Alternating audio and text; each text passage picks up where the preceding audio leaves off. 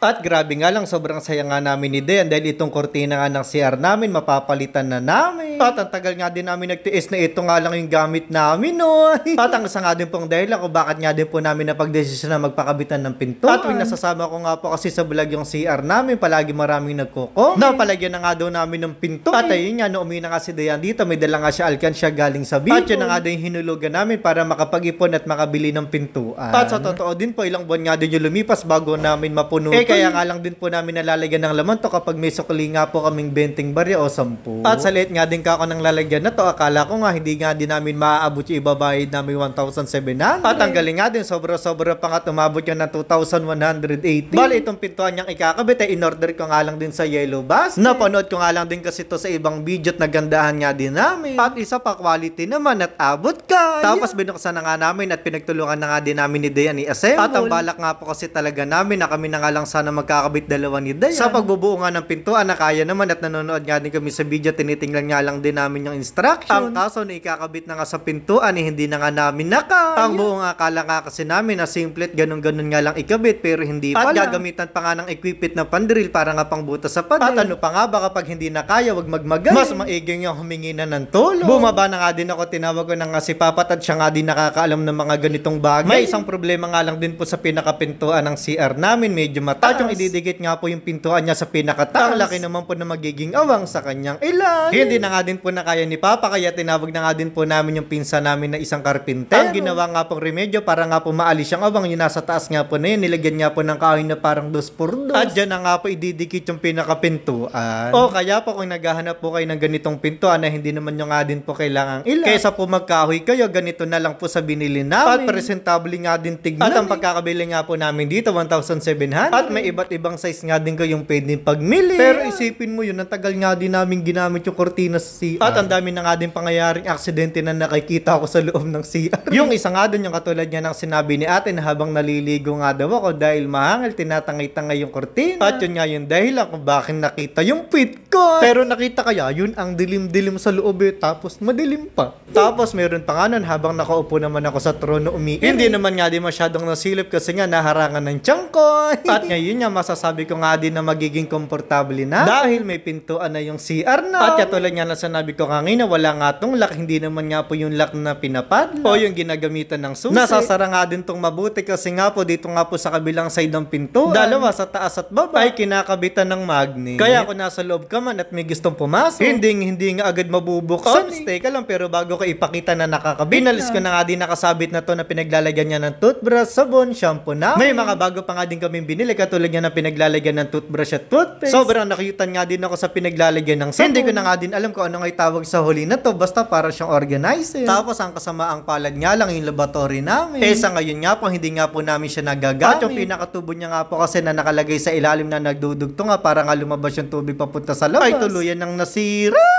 Mabalik na nga tayo, Sharon. At ito nga, binuksan ko na nga yung aming bagong pintuan.